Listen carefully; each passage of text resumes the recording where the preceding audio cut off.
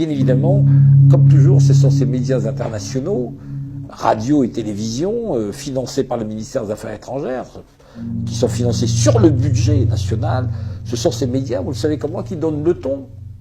Et l'autre, la presse française, elle est suiviste. Lorsqu'il s'agit de l'Afrique, elle suit généralement la ligne officielle du pouvoir. 24, RFI, France 24, c'est du matraquage. Franchement, c'est du matraquage.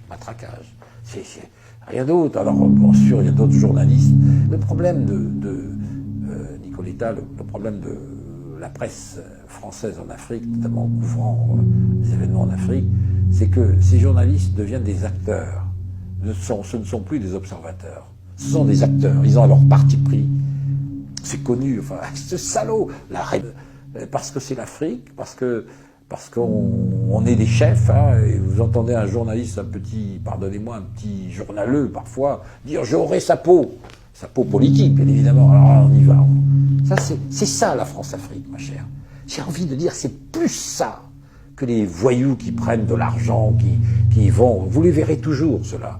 Mais ceux qui distillent cette information et qui agissent de manière aussi unilatérale et grotesque, ceux-là, ce sont les véritables pourfondeurs, j'ai envie de dire, de la morale politique.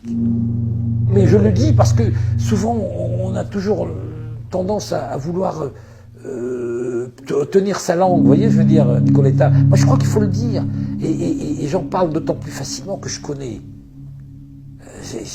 Quand j'ai été nommé éditorialiste, bon, je connaissais, il se trouve que c'était la gauche à ce moment-là, il y avait un PDG de gauche. Et je vous dis, dès qu'un PDG de droite est arrivé, on a dit, hop, dégagez-les. Et heureusement que nous étions deux, moi et Fotorino, celui qui deviendra ensuite directeur du Monde.